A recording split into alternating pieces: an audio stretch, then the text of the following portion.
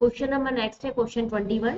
I am not familiar with all the important places in this town although I had been living here for 2 years। ये बोल रहा है कि मैं 2 सालों से यहाँ पे रह रहा हूँ, लेकिन 2 सालों के यहाँ रहने के बाद भी मैं यहाँ के सभी इंपॉर्टेंट प्लेसेस से, इस टाउन में जितने भी इंपॉर्टेंट प्लेसेस हैं उनसे मैं फैमिलियर नहीं हूँ, मतलब मैं परिचित नहीं हूँ, मैं अच्छे तरीके से जानता नहीं हूँ। राइट, तो अब इसमें आंसर क्या लगाना है? सबसे पहले मैंने आपको चीज बताई थी, जब भी किसी क्वेश्चन में फॉर आ जाए या फिर सिंस आ जाए तो उसमें उसके बाद हमेशा आपको क्या मिलेगा? टाइम मिलेगा। तो हमेशा ध्यान रखिएगा, फॉर एंड सिंस वाले जितने भी सेंटेंसेस आएंगे वो हमेशा परफेक्ट कंटीन्यूअस में आते हैं, चाहे वो प्रेजेंट परफेक्ट कंटीन्यूअस बने या पास्ट परफेक्ट कंटीन्यूअस बने या फ्यूचर परफेक्ट कंटीन्यूअस बनेगा, पर बनेगा परफेक्ट कंटीन्यूअस। तो बेटा परफेक्ट कंटीन्यूअस में हमेशा एक तो बीन आता है, ये कंपलसरी है, और वर्ब की आईएनजी फॉर्म आती है। क्यों आती है? ये मैंने टेंस में जो 20 मिनट में पूरा कंप्लीट टेंस का ग्रामर करवाया था, मैंने उसमें बताया था, वहां देख लीजिएगा, ठीक है। लेकिन बीन प्लस आईएनजी आएगी जो कि दे रखी है, लेकिन इन्होंने हैड दे रखा, और हैड किस में आता है? पास्ट में। लेकिन इसका आंसर पास्ट में नहीं प्रेजेंट में आएगा। क्यों? क्योंकि ये बोल रहा है कि मैं इस टाउन के सभी इंपॉर्टेंट प्लेसेस से फैमिलियर नहीं हूं, यद्यपि मैं यहाँ कम से कम 2 सालों से रह रहा हूं, मतलब आज भी रह रहा है ना। तो अगर किसी चीज का इफेक्ट प्रेजेंट में पड़ता है तो आने वाली वर्ब प्रेजेंट परफेक्ट कंटीन्यूअस में आनी चाहिए, तो आंसर आएगा have. I have been living here for 2 years। अब जाके आपका आंसर सही हो जाएगा, तो ऑप्शन नंबर सी में एरर हो जाएगी। Question number 22। Ram came to the meeting. Ram meeting में आया था। केम से पता लग रहा है पास्ट की बात हो रही है। मच लेटर, वो भी काफी लेट आया था, मतलब मीटिंग में काफी लेट आया था। देन आई एक्सपेक्ट, जितना मैंने एक्सपेक्ट किया था, जितना मैंने सोचा था, अनुमान लगाया था, जितनी मेरी एक्सपेक्टेशन थी, मैंने एक्सपेक्ट किया था कि राम इतने बजे आएगा, उससे भी काफी लेट वो मीटिंग में पहुंचा है। आप इसको ऐसे समझो, मान के चलो मैं कोई पास्ट का कोई भी टाइम ले लेती हूँ, मैं पास्ट की कोई एक डेट ले लेती हूँ, मैंने ले ली 21 मार्च, मान लो मैंने एक डेट ले ली, ठीक है। अब इसमें क्या हुआ था, जो हमारे ऑफिस का टाइम है वो कितना है? 10 बजे मॉर्निंग में। तो मैंने एक्सपेक्ट किया था, मैं 10 बजे पहुंच गई थी, और राम मान लो मेरा एक एम्प्लॉय है, तो मैंने एक्सपेक्ट किया था कि राम नाम का व्यक्ति कितने बजे पहुंच जाएगा आज ऑफिस में? 10:30 पे, क्योंकि वो तो है ही लेट लतीफ, तो 10:30 तक पहुंच जाएगा। लेकिन महाशय जी कितने बजे पहुंचे थे? ऑफिस में पहुंचे थे 11:30 बजे। मैंने एक्सपेक्ट क्या किया था? 10:30 बजे। तो आप इसको ऐसे समझिएगा कि जैसे मान के चलो, अगर आपका कोई भी काम हो रहा है, XYZ कोई भी काम, ये काम किस में हो रहा है? पास्ट। तो पास्ट में अगर कोई दो काम हो, इन दोनों काम में से जो भी काम पहले होगा उसमें हमेशा हैड प्लस मेन वर्ब की कौन सी फॉर्म आएगी? Third form. और जो काम बाद में होगा उसमें हमेशा आएगी वर्ब की सेकंड फॉर्म, ठीक है। अब समझो, मैंने एक्सपेक्ट कितने बजे किया था बेटा? एक्सपेक्ट किया था 10:30 बजे। बंदा माशे हाजिर कितने बजे हुआ था? 11:30 बजे। लेकिन इसे पास्ट में हुआ था, तो ये 11:30 बजे जो आया, इसमें तो आएगी वर्ब की सेकंड फॉर्म जो कि इन्होंने दे रखी है के। लेकिन मैंने जो एक्सपेक्ट किया था वो किया था 10:30 बजे, मतलब हैड प्लस वर्ब की थर्ड फॉर्म। तो बेटा इस सेंटेंस में इसमें ओनली वर्ब की फर्स्ट फॉर्म है, इन्होंने हैड प्लस वर्ब की थर्ड फॉर्म नहीं दी, तो मुझे यहां से इसे हटाकर हैड एक्सपेक्टेड लिखना होगा। अब जाकर सेंटेंस मेरा बिल्कुल करेक्ट होगा, ठीक है। तो अब दोबारा समझ ले, अगर पास्ट के कोई दो एक्शन हो तो पहला जो भी एक्शन होगा वो हैड प्लस मेन वर्ब की थर्ड फॉर्म को कैरी करेगा, और दूसरा जो भी एक्शन होगा, चाहे वो आपका 1 घंटे बाद हो या 2 घंटे बाद हो, वो वर्ब की सेकंड फॉर्म लेगा। तो बेटा देखो, दो सेंटेंस है, इसको यहाँ पे देखना। एक तो पहला सेंटेंस, इसमें पहला काम कौन सा हो रहा है? एक्सपेक्ट करने का, तो ये पहला काम तो आएगा हैड प्लस वर्ब की थर्ड फॉर्म, एक्सपेक्टेड, जो कि एरर हो जाएगी। लेकिन दूसरा काम जो है ये वर्ब की सेकंड फॉर्म, तो इसका मतलब इसमें एरर ऑप्शन नंबर सी में हो जाएगी। नेक्स्ट क्वेश्चन है बेटा question number 23। Ritika decided to get up early to wear a nice dress and visit her aunt। अब समझना, रितिका ने डिसाइड किया, डिसाइडेड से मुझे साफ साफ पता चल रहा है कि बंदी पास्ट में डिसाइड की। अब मुझे एक चीज बताओ, अगर कोई काम मैंने पास्ट में डिसाइड किया है, तो जो भी काम डिसाइड किया है पास्ट में ही तो किया है। सपोज करो मैंने कल कोई चीज डिसाइड की थी, तो मैंने कल डिसाइड किया था कि भाई मैं बढ़िया से कपड़े पहन के अपनी आंटी से मिलने जाऊंगी। तो कब डिसाइड किया था? कल ही तो किया था ना। तो जो भी डिसाइड किया कल ही तो किया ना बेटा। तो इसका मतलब जो भी आप काम कर रहे हैं वो पास्ट में होगा। तो इस पूरे सेंटेंस में यहाँ पे ये वर्ब की फर्स्ट फॉर्म है, वर्ब की जो फर्स्ट फॉर्म दे रखी है ये प्रेजेंट में आती है। तो जब आप डिसाइड पास्ट में किए हैं तो पूरा आंसर पास्ट में ही तो आएगा। तो बेटा ये वाला जो आंसर है ये पास्ट में आएगा। तो विजिट की सेकेंड फॉर्म क्या आ जाएगी? विजिटेड आ जाएगी। समझ में आया? तो ऑप्शन नंबर सी में आप विजिट की जगह आप क्या लिखेंगे यहाँ पे बेटा? विजिटेड लिखेंगे। अब ऑप्शन नंबर सी बिल्कुल करेक्ट होगा। तो Ritika decided to get up early. Ritika ने डिसाइड किया था भाई बढ़िया से फटाफट से जल्दी से उठ जाएंगे, to wear a nice dress, बढ़िया सी ड्रेस पहनेंगे और कहाँ जाएंगे? अपनी आंटी के घर। लेकिन ये सब कुछ कल किया गया था बेटा, डिसाइड से मुझे पता लग रहा है। Next question 24।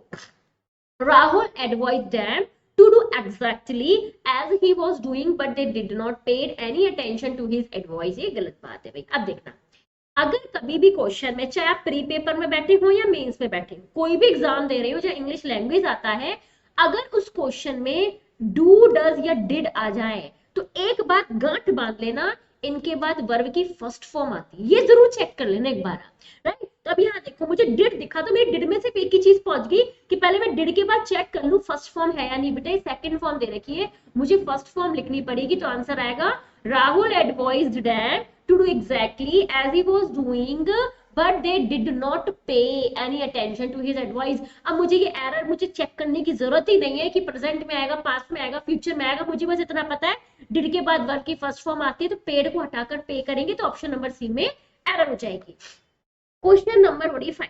They came here in the evening and begin making further arrangements. अब समझना, अगर कोई एक्शन पास्ट में हो रहे हो, कोई भी एक्शन हो सकते हैं, दो एक्शन होंगे कोई भी, ठीक है? मान लो ये पहला एक्शन है, दूसरा एक्शन, इन दोनों सेंटेंसेस को कौन जोड़े?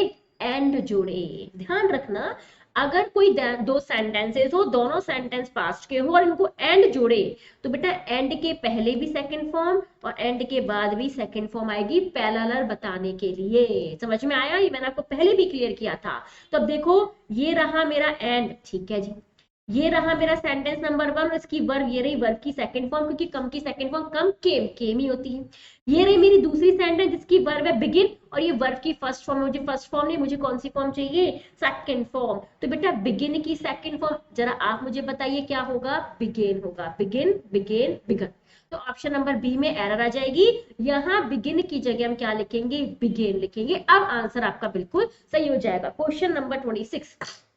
Are not your father and your elder brother out of town? अब समझना, अगर कभी किसी सेंटेंस में सब्जेक्ट के पहले हेल्पिंग वर्ब आ जाए तो ये हेल्पिंग वर्ब जो आएगी वो मात्र एक शब्द की आएगी, एक से ज्यादा शब्दों की कभी भी नहीं आएगी। ये मैंने ग्रामर के बेसिक जो क्लास मैंने ली थी, बेसिक कॉन्सेप्ट में समझाया था, राइट? तो सब्जेक्ट के पहले जब भी आपको हेल्पिंग वर्ब दिख जाए तो एक चीज चेक कर लेना, ये हेल्पिंग वर्ब केवल एक शब्द की आएगी। तो बेटा देखो ये रहा मेरा सब्जेक्ट योर फादर और इसके पहले मुझे शब्द कितने दे रखे हैं? दो। तो गड़बड़ तो है। अब या तो आपके पास ये तरीका है इस नॉट को हटाकर इसे पीछे पटक दो फादर के बाद, या तो ये तरीका है, या फिर इसको आप इस तरीके से सही कर सकते हैं, इस आर नॉट को जो दो दे रखे हैं शब्द इनको एक बना दो।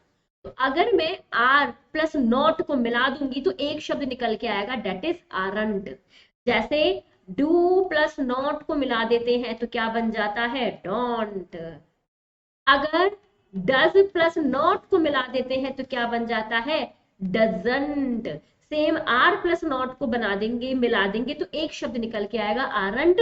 तो इस आर नॉट को हटाकर आप क्या लिखेंगे? आरंट लिखेंगे। अब सेंटेंस बिल्कुल सही हो जाएगा। तो aren't your father and your elder brother out of town, right? अब चाहे नॉट को आप पीछे भेज दो तो भी सही है, या आर प्लस नॉट को मिला दो, इनका मेल करा दो तो भी सही है, लेकिन इतना पता है भाई दोनों एक साथ तो नहीं आ सकते, क्योंकि इन दोनों को यहाँ पे दो शब्द की मुझे नहीं, एक ही शब्द की हेल्पिंग वर्ब चाहिए। तो ऑप्शन नंबर ए में एरर हो गई। Question number 27। The victim tried, victim ने ट्राइड किया था, भाई पास की बात हो रही है, to tell us what has happened but his words were not audible. अब आप इसको कॉमन सेंस से करेंगे। कैसे करेंगे? पहला वाला सेंटेंस मैंने देखा तो मुझे पता चला ये पास्ट में है। दूसरा वाला सेंटेंस जब मैंने पढ़ा तो जो मुझे ये पता चला कि ये सेंटेंस प्रेजेंट में है। लेकिन जब तीसरा वाला सेंटेंस मैंने पढ़ा तो मुझे ये पता चला कि ये पास्ट में है। तो मेरे दिमाग का सारा का सारा बत्ती जल गया, मुझे ऐसा लगा पहला सेंटेंस पास्ट है, थर्ड सेंटेंस पास्ट है, तो भाई ये प्रेजेंट क्यों? या तो तीनों को प्रेजेंट कर देते, तीनों को पास कर देते, भाई एक के साथ नाइंसाफी क्यों? तो या तो एक तरीका है इन दोनों को प्रेजेंट करो, दोनों को प्रेजेंट करोगे तो भाई दो दो के साथ अच्छा है, एक को ही बदल दो। तो अगर मैं इस प्रेजेंट को पास्ट कर दूं तो सेंटेंस बिल्कुल सही हो जाएगा, इस हैज की जगह हैड आ जाएगा। ये तो नॉर्मल सा अपन बिना किसी मतलब ऐसे होता ना फटाक से करने वाले क्वेश्चन, इसमें आ जाएगा। लेकिन कॉन्सेप्ट अगर समझे तो समझिएगा। जैसे मान के चलो कोई विक्टिम है, कल की बात हो रही है, कोई विक्टिम है, उसके साथ कोई घटना घटित हो गई, मान लो कोई घटना घटित हो गई है, और इस घटना को देखकर ये व्यक्ति बहुत ज्यादा डर गया है, बहुत डर गया है, बहुत ज्यादा। तो जैसे ही मैं इसके पास पहुंची, मैंने पूछा बेटा बता तो सही क्या हुआ? तो जैसे वो ट्राई कर रहा था मुझे बताने के लिए, वो कह रहा था मेरे साथ ये हुआ है, बट उसकी आवाज नहीं निकल रही थी, मैं सुन नहीं पा रही थी, ऑडिबल नहीं हो पा रहा था। समझ में आ रहा है? मतलब कई बार ऐसा होता है ना, हम ऐसी कंडीशन में, जैसे आप भूत को देख लो, आप भूत को मानते नहीं मानते वो मैटर नहीं करता, बट हम एक एग्जांपल ले रहे हैं। मान लो कोई भूत देख लिया आपने, अब आप भूत भूत भूत भूत और आपके मुंह से आवाज ही नहीं निकलती। कई बार ऐसी कंडीशन आ जाती है, आप बताने की कोशिश कर रहे हो मेरे को, बट आपके अब मैंने कभी बोलना क्या चाहते हो ढंग से बोलो, पर आप इतने ज्यादा डरे हुए हैं, आप समझा ही नहीं पा रहे कि आपके साथ क्या घटना घटित हुई है, या इस व्यक्ति के साथ क्या घटना घटित हुई है। तो बेटा जो भी कुछ हुआ है सब पास की ही तो बात हो रही है ना, तो ये तो साफ साफ पता लग रहा है भाई पास की बात हो रही है, तो यहाँ हैज तो आएगा नहीं, यहाँ हैड आएगा। समझ में आया? और तब भी अगर आप इसे कॉन्सेप्चुअली और भी क्लियर करना चाहे, तो मैंने भी थोड़ी देर पहले क्या बताया था, अगर पास्ट में कोई दो एक्शन हो रहे हो, तो पहला जो भी एक्शन होगा, अभी बताया था ना 10:30 बजे वो राम पहुंच गया था, मैंने एक्सपेक्ट किया था 10:30 बजे पहुंचेगा, लेकिन वो आया बंदा कितने बजे था? 11:30 बजे। तो अगर मान लो ये काम 10:30 बजे हुआ है पास्ट में, और ये काम 11:30 बजे हुआ है, तो 10:30 बजे वाले काम को तो हेड प्लस वर्ब की थर्ड फॉर्म में लिखेंगे, और 11:30 बजे वाले काम को वर्ब की सेकंड फॉर्म में लिखेंगे। राइट? अब देखो जो भी घटना घटित हुई, मान के चलो 10:30 बजे घटित हुई, क्योंकि घटना घटित होगी तभी तो मुझे बताओगे, जब घटना घटित होगी नहीं तो बताओगे कहां से कि क्या घटा? भाई बताने के लिए घटना तो घटित होनी चाहिए। तो मान के चलो पहले घटना घटित हुई, इस घटना को देख के आप इतने डर गए, इतने डर गए कि आप मुझे बताने की कोशिश तो कर रहे हैं, लेकिन मैं सुन नहीं पा रही हूँ, आप सॉरी आप बता नहीं पा रहे हैं, आपके वर्ड्स नहीं निकल रहे हैं, आप बोल नहीं पा रहे हैं। ये 11:30 बजे की बात है। भाई 10:30 से 11:30 बजे एक मान लो आपकी कोई घटना घटित होगी, आप बहुत डर गए हैं, और अब 11:30 बजे अब आप बोल रहे हैं कि मैम ये हुआ, पर आपके बाद इतने डरे हुए कि आप समझ ही नहीं पा रहे। पॉइंट समझ में आया? तो इसका मतलब ये तो आएगा हैड प्लस थर्ड फॉर्म में, ये आपकी वर्ब की सेकंड फॉर्म। वर्ब आपका एक तरीके का सेकंड फॉर्म बिल्कुल सही होगा, ये आंसर बिल्कुल सही माना जाएगा। कई बच्चों के मन में आ रहा होगा कि मैम वर्ब आपका सेकंड फॉर्म कैसे हो गया? क्योंकि बेटा बी की सेकंड फॉर्म वर ही होती है, बी की फर्स्ट फॉर्म क्या होती है? बी इज आर एम, और सेकंड फॉर्म क्या होती है? वॉज या वर होती है। तो यहाँ पे वर आया है। राइट? अगर आपको लग रहा है कि मैम वॉज वर्ब के साथ तो आईएनजी आता है, तो बेटा वॉज वर्ब के साथ आईएनजी कब आता है? जब कंटिन्यूअस होता है। तो यहाँ पे वर्ब की आईएनजी फॉर्म आ ही नहीं रही है। राइट? वर्ब की आईएनजी फॉर्म नीचे, क्योंकि कंटिन्यूअस होता तो आईएनजी फॉर्म होती, ये कंटिन्यूअस नहीं है, इसलिए ओनली वर्ब की सेकंड फॉर्म है। कंटिन्यूअस होता तो आईएनजी लिखा होता, पर आईएनजी नहीं है, इसका मतलब साफ पता लग रहा है कि पास्ट कंटिन्यूअस नहीं है, ये वर्ब की सेकंड फॉर्म है। किसकी? बी की सेकंड फॉर्म होती है ये। Clear? Next question. He switched on the light before he entered the room. अब समझो, अगर किसी सेंटेंस में बिफोर आ जाए, तो बिफोर के पहले जो सेंटेंस आएगा वहां पे हैड प्लस वर्ब की थर्ड फॉर्म आएगी, और बिफोर के बाद जो सेंटेंस आएगा वो वर्ब की सेकंड फॉर्म लेगा। तो बिफोर के बाद वाले सेंटेंस में मुझे सेकंड फॉर्म नजर आ रहा है, लेकिन बिफोर के पहले वाले सेंटेंस में कहीं भी हैड प्लस थर्ड फॉर्म नजर नहीं आ रहा। इसका मतलब यहाँ पे आपको हैड प्लस वर्ब की थर्ड फॉर्म लगानी पड़ेगी। तो आपकी एरर हो जाएगी he had switched on the light before he entered the room. Room में एंट्री लेने से पहले उसने क्या किया था? अपनी जो लाइट है उसको स्विच ऑन किया था। तो यहाँ पे he had switched on the light before he entered the room. अब आपका आंसर बिल्कुल सही हो जाएगा। Question number 29, the student sitting on the dice, जो स्टूडेंट डाइस पे बैठे हुए हैं, आर स्टडिंग हियर, यहाँ पे स्टडी कर रहे हैं, फॉर 3 ईयर, 3 सालों से, बट लेकिन they have never created any problem, लेकिन उन्होंने आज तक कोई भी प्रॉब्लम क्रिएट नहीं की है। अब समझना, अगर सेंटेंस में कभी भी फॉर या सिंस आ जाए और उसके बाद आपका टाइम आ जाए, तो ध्यान रखना सेंटेंस हमेशा परफेक्ट कंटिन्यूअस में आएगा। ये मैंने आपको प्रीवियस क्वेश्चन में भी कराया है। राइट? तो परफेक्ट कंटिन्यूअस आएगा। तो परफेक्ट कंटिन्यूअस की जगह यहाँ पे इन्होंने क्या दे रखा है? ओनली कंटिन्यूस दे रखा है, मुझे ओनली नहीं, मुझे परफेक्ट कंटिन्यूस चाहिए, तो आर को हटाकर तो मैं यहाँ लिख दूंगी हैव, फिर बीन, और स्टडी की आईएनजी फॉर्म क्या हो जाएगी, स्टडिंग हो जाएगी। अब बताओ सेंटेंस सही हुआ कि नहीं हुआ, समझ में आया कि नहीं आया। अगर कई बच्चे कंफ्यूज है कि मैम हैव क्यों आया है, क्योंकि स्टूडेंट बहुत सारे थे, अगर एक स्टूडेंट होता तो मैं हैज लगाती, बहुत सारे स्टूडेंट डाइस पे बैठे हुए थे इसलिए मैंने हैव लगाया है। ये रहा आपका फॉर और ये रहा आपका टाइम, क्योंकि फॉर और टाइम के साथ हमेशा परफेक्ट कंटिन्यूस आता है, तो इसलिए मेरे को यहाँ पे प्रेजेंट परफेक्ट कंटिन्यूस लगाना है, क्योंकि इसका इफेक्ट प्रेजेंट पे पड़ रहा है। नेक्स्ट क्वेश्चन है question number 30। He is studying at least till 10 o'clock, वो भाई कितने बजे तक पढ़ता है, 10 बजे तक पढ़ता है रात में, एंड उसके बाद वो क्या करता है, वो सोने चला जाता है। गो टू बेड का मतलब होता है सोने चले जाना, मतलब सोना, राइट। तो कहने का मतलब यहाँ पे ये आपका ही आपका सिंगुलर सब्जेक्ट है, इसलिए यहाँ पे सिंगुलर वर्ब आइए, गोज आइए। तो आप इसको समझ जाना, इसको ऐसे मत समझना कि गोज टू बेड का मतलब क्या होता है, एक तरीका है बोलने का सोने के लिए।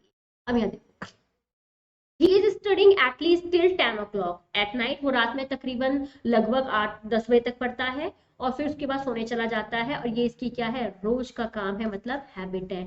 और हैबिट को बताने के लिए हम हमेशा प्रेजेंट इंडेफिनाइट टेंस का ही यूज करते हैं, मतलब या तो वर्ब की फर्स्ट फॉर्म या वर्ब की एसोरियस फॉर्म। सब्जेक्ट सिंगुलर हो तो एसोरियस लगाना, लेकिन प्लूरल हो तो फर्स्ट फॉर्म लगाना।